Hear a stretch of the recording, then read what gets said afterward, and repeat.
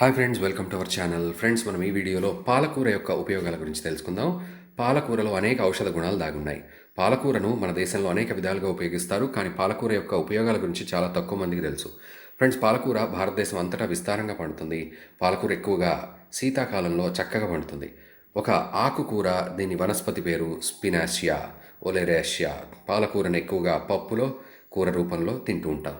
కానీ పాలకూరను జ్యూస్ లాగా చేసి తాగినట్లయితే ఇంకా అనేక ప్రయోజనాలు ఉంటాయి. పాలకూరలో శరీరానికి అవసరమయ్యే అనేక ఔషధ గుణాలు దాగి ఉన్నాయి. ఫ్రెండ్స్, పాలకూర మన శరీరానికి ఏ విధంగా ఉపయోగపడుతుందో తెలుసుకుందాం.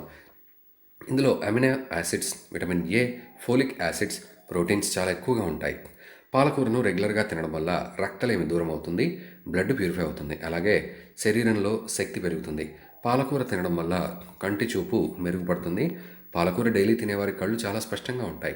ఇందులో బీటా కెరోటిన్ సంపూర్ణంగా ఉంటుంది.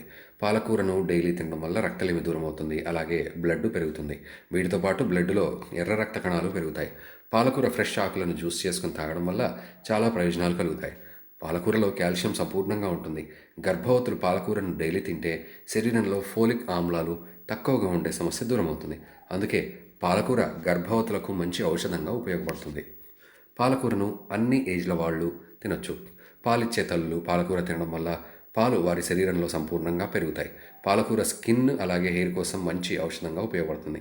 పాలకూరను దంచి దాన్ని పేస్ట్ చేసి స్కిన్పై రాసినట్లయితే స్కిన్ ప్రాబ్లమ్స్ దూరం అవుతాయి.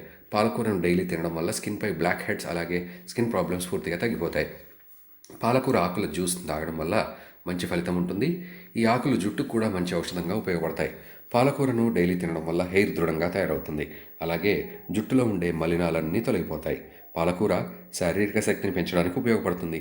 ఈ వీడియో మీకు నచ్చినట్లయితే మా ఛానల్ని సబ్స్క్రైబ్ చేయండి.